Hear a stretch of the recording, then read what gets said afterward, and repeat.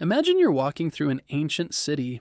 The morning sun rises over the nearby river, casting a golden light across the towering walls that protect the city. You approach the outer gate, its deep blue bricks shining like polished gems.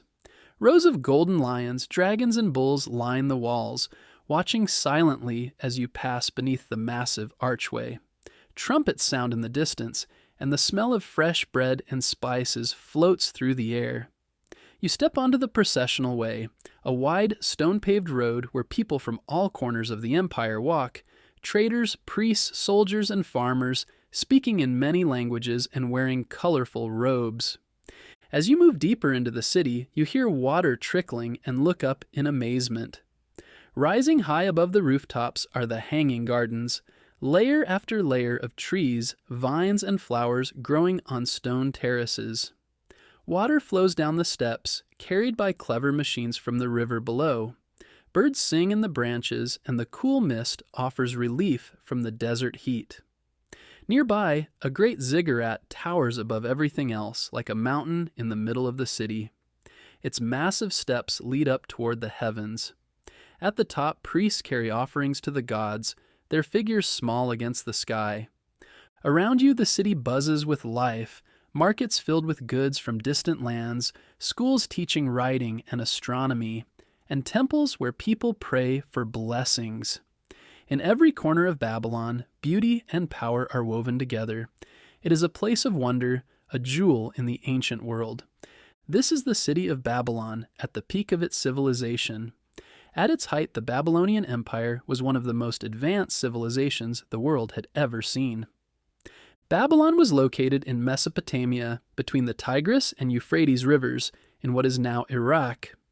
The rivers made the land rich and good for farming. People had lived there for thousands of years, but Babylon rose to power around 1792 BCE when a strong and clever king named Hammurabi came to the throne.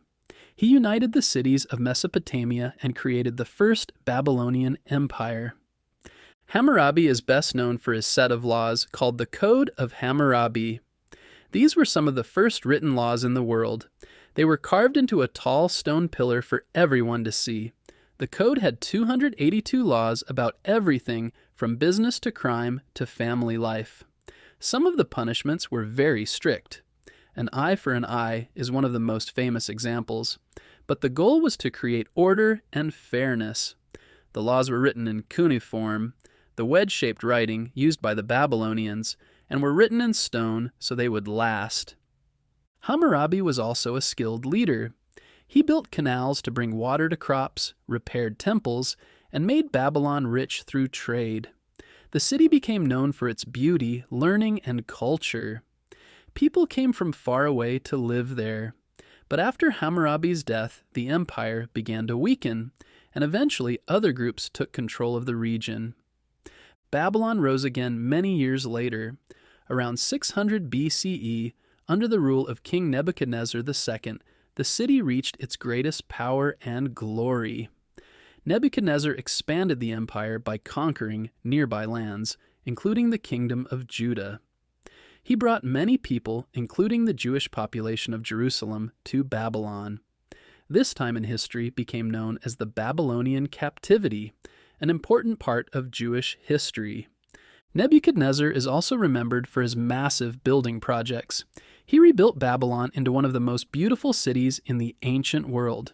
He built thick walls, grand palaces, and the famous Ishtar Gate.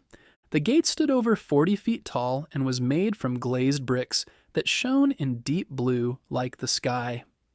Across the surface of the gate were rows of animals made from golden-colored bricks, powerful bulls, dragons with snake-like bodies, and lions. These animals were sacred and represented different gods. The lions were symbols of Ishtar herself.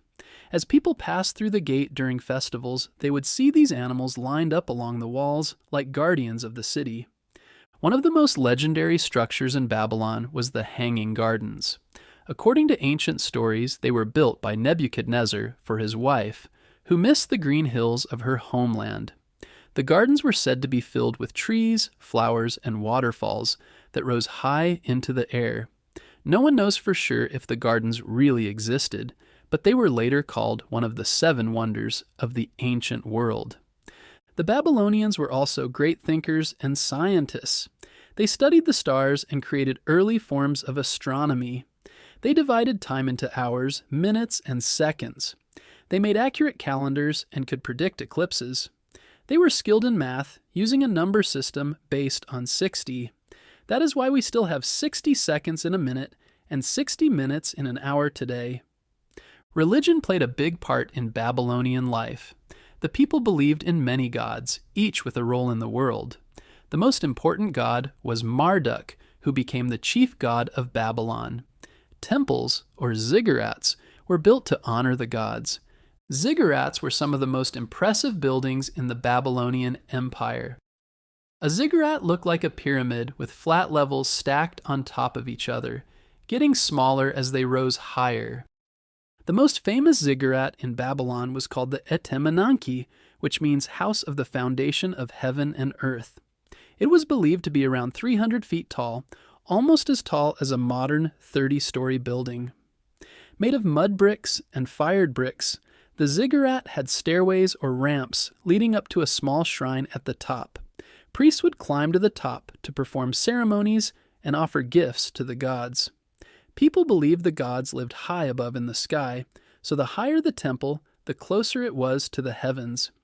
These temples were the center of city life, where religion, science, and government all came together in one powerful place. Trade and farming helped the Babylonian Empire grow strong. Farmers grew wheat, barley, and dates, and raised sheep and cattle. Traders brought goods like wood, gold, silver, and spices from faraway places. Babylon was a busy city with people from many cultures. They lived in mud brick houses, wore clothes made from wool and linen, and wrote on clay tablets with reeds. But like many great empires, Babylon did not last forever. In 539 BCE, the Persian king Cyrus the Great conquered the city. He allowed the Jewish people to return to their homeland and respected the city's temples and traditions. Under Persian rule, Babylon remained important, but it was no longer the center of power. Even though the empire ended long ago, the legacy of Babylon lived on. Its ideas about law, science, and writing were passed down through history. Many of the stories in the Bible, such as the Tower of Babel and the story of Daniel, are set in Babylon. The city's name came to mean both greatness and pride, and sometimes too much pride. Today, archaeologists have found the ruins of ancient Babylon. They have uncovered temples, walls, and tablets that tell the story of this once great empire. The city is a reminder of the creativity, strength, and intelligence of the people who lived there. Even after thousands of years, Babylon's name still captures the imagination. The story of the Babylonian Empire is a story of rising from the rivers, building a mighty city, and shaping human history. It reminds us that long before modern technology, people were solving problems, asking big questions, and dreaming big dreams. From Hammurabi's laws to Nebuchadnezzar's buildings, Babylon shows how human beings can create wonders that last far beyond their time.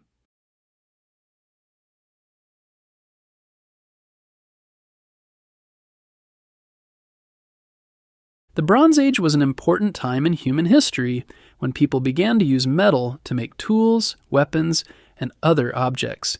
It came after the Stone Age and before the Iron Age. This period began at different times in different parts of the world, but in many places it started around 3000 BCE and lasted for over 1,000 years. The main feature of the Bronze Age was the use of bronze, a strong metal made by mixing copper and tin.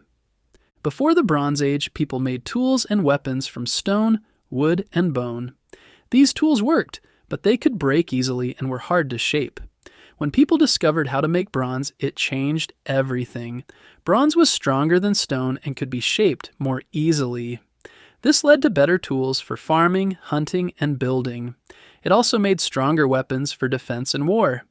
The first people to use bronze lived in places like Mesopotamia, modern-day Iraq, Egypt, China, and the Indus Valley, modern-day Pakistan, and India.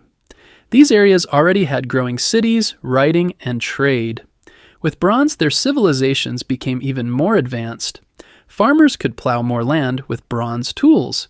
Builders could make larger homes and temples, and kings could control armies with better weapons. The Bronze Age also saw the rise of trade between distant places. Copper and tin were not always found in the same place, so people had to travel and trade to get what they needed. This led to the exchange of goods, ideas, and culture. Ships crossed seas, and traders used carts and pack animals to move metal, food, pottery, and cloth. Some cities became very wealthy because of trade. In Europe, the Bronze Age came a bit later than in the Middle East. People there also began using bronze tools and building new kinds of homes and monuments. One of the most famous from this time is Stonehenge in England. Although it was started in the late Stone Age, it was added to during the Bronze Age, and nearby graves show that people buried their leaders with bronze tools and jewelry. Life in the Bronze Age was organized into communities, often led by chiefs or kings. People lived in villages or small cities. They farmed the land, raised animals, and made things by hand like pottery and woven cloth. Some people became metal workers, making bronze tools, swords, and beautiful ornaments. Others became warriors, builders, or traders.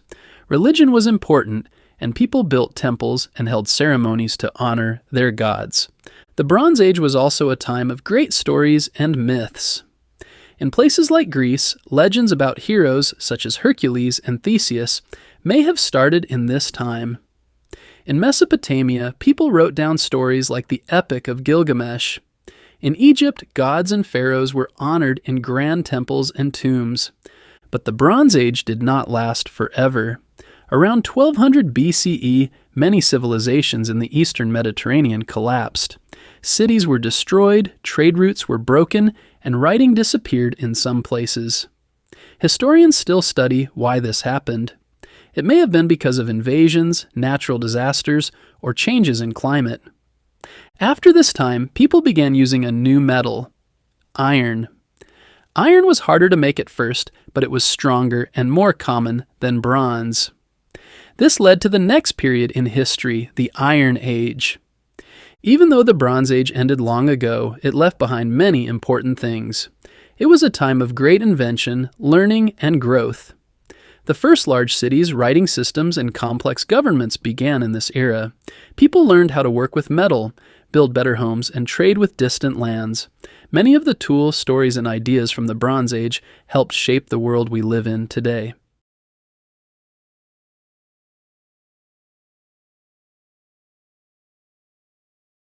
A long time ago, in the land we now call Iran, there was a great empire called the Persian Empire. It was also known as the Achaemenid Empire. This empire started around 550 BCE. It became one of the largest empires the world had ever seen. It began with a smart and brave leader named Cyrus the Great.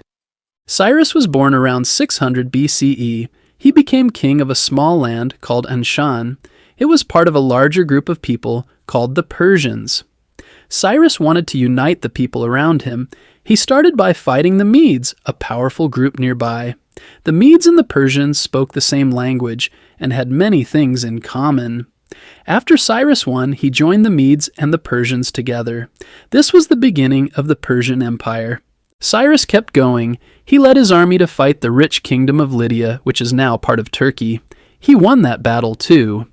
Then he turned to Babylon. Babylon was one of the most famous cities in the world. It was full of wealth, strong walls, and smart leaders. But in 539 BCE, Cyrus and his army took the city without a big fight. The people of Babylon welcomed him. They were tired of their old king. Cyrus treated them well. He let them keep their temples and their ways of life. One of the most important things Cyrus did was let people go home. Many groups of people had been taken from their lands by other kings. Cyrus said they could return.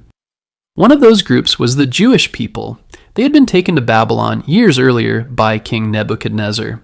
When Cyrus took Babylon, he told the Jews they could go back to Jerusalem. He even helped them rebuild their temple. Because of this, he is remembered kindly in the Bible. In the book of Isaiah, he is called a great leader chosen by God. Cyrus made a new kind of empire. Before him, many kings forced people to follow the same religion and culture. Cyrus was different. He believed that people should be free to follow their own customs. He thought this would help keep peace in the empire. This idea worked. People in many lands were happy to live under Persian rule. They had to pay taxes, but they could keep their own ways of life. Cyrus also made fair laws. One record of this is called the Cyrus Cylinder. It was found in Babylon and has writing on it that tells about his rule. Some people call it the first Declaration of Human Rights. It said that people could worship as they wished and that cities and temples should be rebuilt. It showed that Cyrus believed in fairness. After Cyrus died in 530 BCE, his son Cambyses became king. He added Egypt to the empire. After him, a new king named Darius the Great took over. Darius made the empire even stronger. He built roads, made new coins, and divided the land into smaller parts called satrapies. Each satrapy had a governor who helped the king. Darius also built a great palace city called Persepolis. It had tall columns and beautiful carvings. It showed the power and wealth of the Persian Empire. The Persian Empire was huge. It stretched from the Indus River in the east to the Mediterranean Sea in the west. It included many different people: Persians, Medes, Babylonians, Egyptians, Greeks, and many others. They all lived under the rule of the Persian king. The king was called the King of Kings because he ruled over many other rulers. The empire had good roads to help people travel and carry messages. The most famous road was the Royal Road. Messengers could ride horses and carry news quickly from one end of the empire to the other. This helped the king know what was happening in all parts of his land. The Persian army was strong too. It had soldiers from many lands. They fought with bows, spears, and swords. They also used horses and chariots.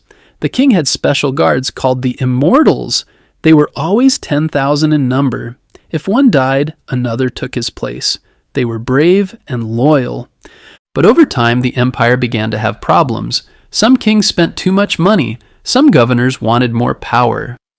In 334 BCE, a young Greek leader named Alexander the Great began to attack. He won many battles. In 330 BCE, he took over Persepolis. The Persian Empire came to an end. Even though the empire ended, the ideas of the Persians lived on. Cyrus the Great is still remembered as a fair and wise king.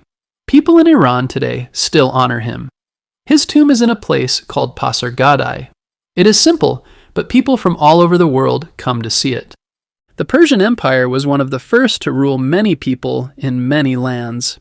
But instead of trying to make everyone the same, it showed that people can live together with respect. That is what made it special. And that is why the story of Cyrus the Great and the Persian Empire is still told today.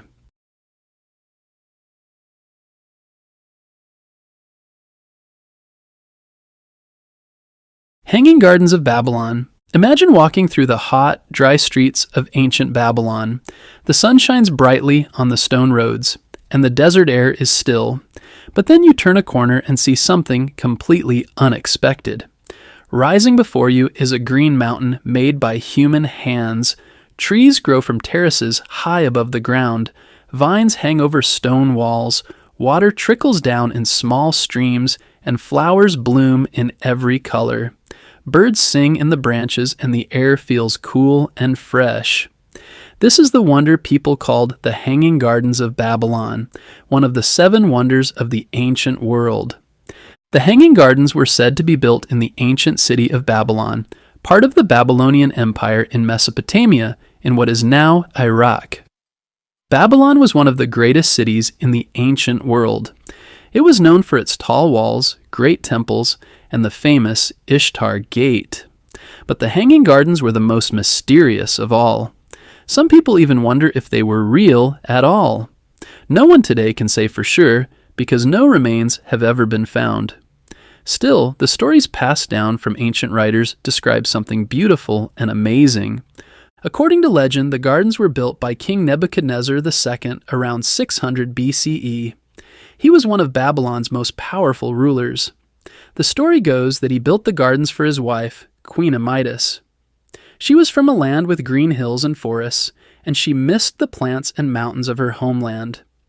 To make her feel at home in the flat, dry land of Babylon, the king ordered a garden to be built that rose high above the city and was filled with plants, trees, and flowers. The gardens were not like parks on the ground. They were built on many levels, like giant steps. These terraces were made of stone and mud bricks. Trees were planted on each level with roots held in deep soil. The gardens were said to be about 75 feet high, about as tall as a modern 7-story building.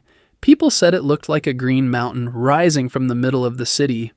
One of the most amazing parts of the gardens was how they got water. Babylon was in a very dry place, and it didn't rain much. The ancient writers said the gardens used a clever system to bring water from the nearby Euphrates River. They may have used something like a chain pump with buckets on a loop that lifted water up to the top level. From there, the water flowed down through the gardens, keeping all the plants alive and healthy. This kind of engineering would have been very advanced for its time. The Hanging Gardens became famous because of how strange and beautiful they were. Greek and Roman writers like Strabo and Philo of Byzantium wrote about them hundreds of years later. They described palm trees, fruit trees, flowers, and even shaded walkways where people could rest and enjoy the view. They called it one of the 7 wonders of the world, along with places like the Great Pyramid of Giza and the Lighthouse of Alexandria. Even though many ancient writers talked about the Hanging Gardens, archaeologists have never found clear evidence of them in Babylon. Some experts now think they may have been confused with gardens in another city like Nineveh, the capital of Assyria. Others believe the gardens may have been destroyed long ago by war, earthquakes, or floods. It is also possible that the gardens did exist, but were made from materials that didn't last. Whether they were real or not, the story of the Hanging Gardens shows us how much the people of ancient Babylon cared about beauty, nature, and engineering. They remind us that even in hot and dry places, people have always tried to bring green life into their cities. The gardens may have been built out of love, to make someone feel at home in a new land. They may have also been a symbol of power, showing that Babylon could create something others thought impossible. Today, the Hanging Gardens of Babylon still inspire wonder. They are a symbol of human imagination and the desire to build something beautiful, even in the middle of a desert. Whether they truly stood in Babylon or only in legend, they remind us that some dreams are so powerful, they never disappear.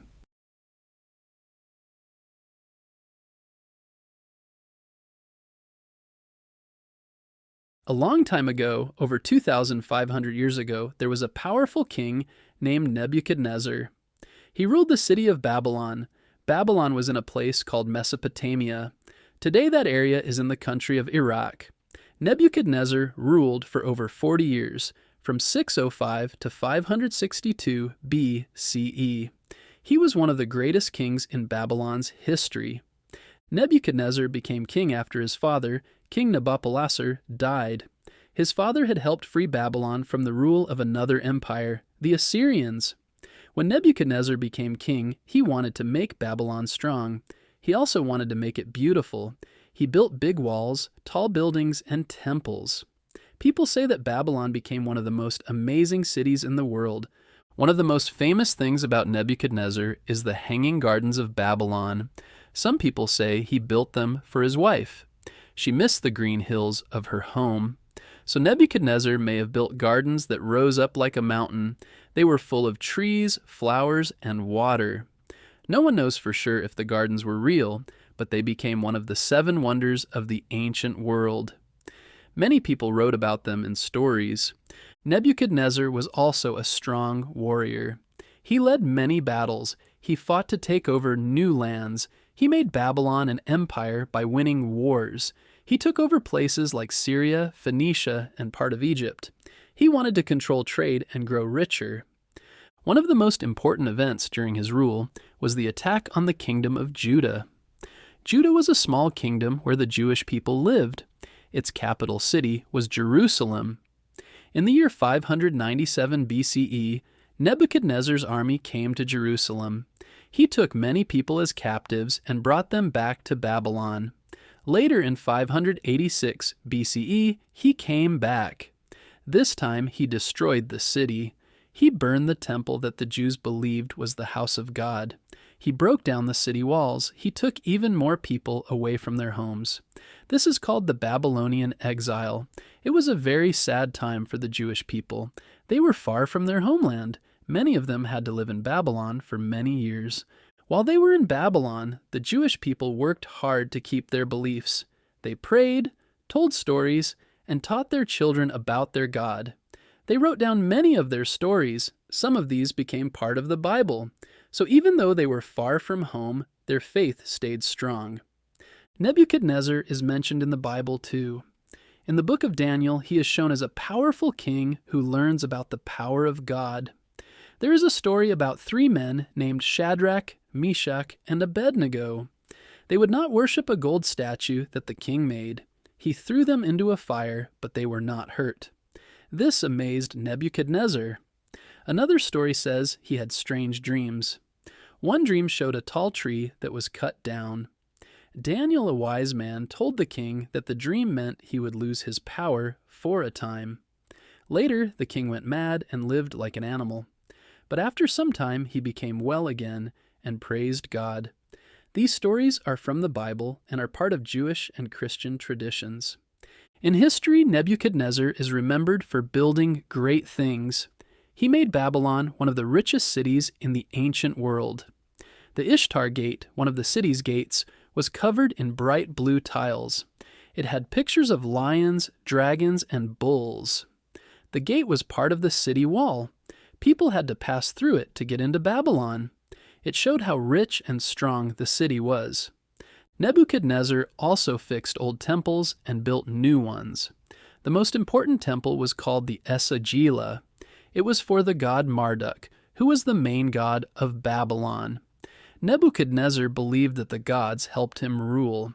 He wanted to make them happy. That is why he built so many temples. After Nebuchadnezzar died, Babylon did not stay strong for long. In less than 25 years, a new king came from Persia. His name was Cyrus the Great. In 539 BCE, Cyrus took over Babylon. He let the Jewish people go home. This ended the Babylonian exile. Even though Nebuchadnezzar was gone, people remembered him. Some saw him as a powerful builder. Others remembered how he had destroyed Jerusalem. Some saw him as wise. Others saw him as proud. But all agreed he was one of the most important kings of ancient times. Today we can still see parts of the things he built. The Ishtar Gate was found by people digging in Iraq in the early 1900s. It was taken to a museum in Berlin, Germany. There people can see how beautiful it was. His name is also found on many bricks in the ruins of Babylon. He had his name stamped on them so people would know who built the city. Nebuchadnezzar's story helps us learn about the past. It shows how one king could change a city and shape history. It also reminds us of how people hold on to hope, even in hard times.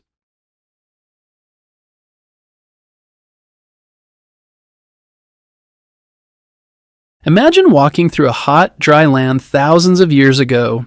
The sun is shining brightly. There are no cars or tall buildings, but in the distance you see something huge rising into the sky. It looks like a giant pyramid with steps going up. People are climbing the steps, bringing food and gifts. You hear music and chanting. This is not a house or a castle. This is a ziggurat. It is the tallest building for miles. People believe the gods live at the top. Everyone in the city looks up to it, both with their eyes and their hearts. Ziggurats were tall, stepped buildings made in ancient Mesopotamia. Mesopotamia was a region where some of the first cities in the world were built. It was between 2 rivers, the Tigris and the Euphrates. Today, this land is mostly in the country of Iraq. People began building ziggurats more than 4,000 years ago. They were made by the Sumerians, Akkadians, Babylonians, and Assyrians. These groups all lived in Mesopotamia. Ziggurats were built to honor the gods. People in Mesopotamia believed in many gods, not just one. Each city had its own special god or goddess. The ziggurat was built in the center of the city, close to the most important places. It was part of a temple. The people thought that the god lived at the top of the ziggurat. So the higher the ziggurat, the closer it was to the sky and to the heavens where the gods lived. Ziggurats were not places where regular people worshipped. Most people were not allowed to climb the steps. Only priests and special workers could go up. At the top there was a small shrine or temple. That is where the priest would bring food and gifts. These were offerings for the god. People believed the priest could talk to the god for them. The priest asked the god for help with farming, health, or safety. The design of a ziggurat was very different from the smooth pyramids of Egypt. A ziggurat looked like a giant staircase. It had several levels, or tiers. The biggest ones had up to 7 levels. Each level was smaller than the one below, making it look like steps going up to the sky. The sides often had ramps or stairways. The buildings were made of sun-dried bricks and baked bricks. The inside bricks were not strong and could break in water, so the outside was covered in stronger bricks to protect it from rain. One of the most famous ziggurats was in the city of Ur. Ur was a large city in southern Mesopotamia. The ziggurat of Ur was built around 2100 BCE by King Ur-Nammu. It had 3 levels and was over 100 feet tall. You can still see parts of it today. Archaeologists began digging it up in the 1900s.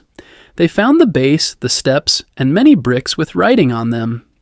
These bricks told the name of the king and the god the ziggurat was for.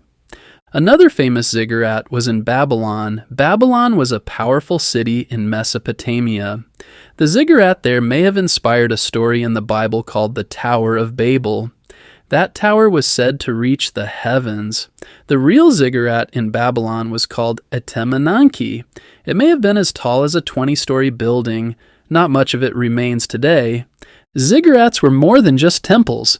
They showed the power of the king and the city. Building a ziggurat took many workers and lots of time. The king needed strong people, smart builders, and many bricks. This showed that the city was rich and well organized. It also showed that the people cared about their god. A big tall ziggurat was a way to honor the god and bring good luck to the city. As time passed, fewer ziggurats were built. New empires came and went. Some cities were destroyed or left behind. Others built new kinds of temples, but the old ziggurats stayed. Even though they were made of mud bricks, many of them lasted thousands of years. Some are now just large hills. Others have been cleaned and repaired by modern scientists and builders. Today's ziggurats help us learn about ancient people. They show us what early cities looked like. They show how people worked together. They show what people believed. They remind us that even long ago, people built amazing things. They had strong ideas, strong hands, and strong hopes.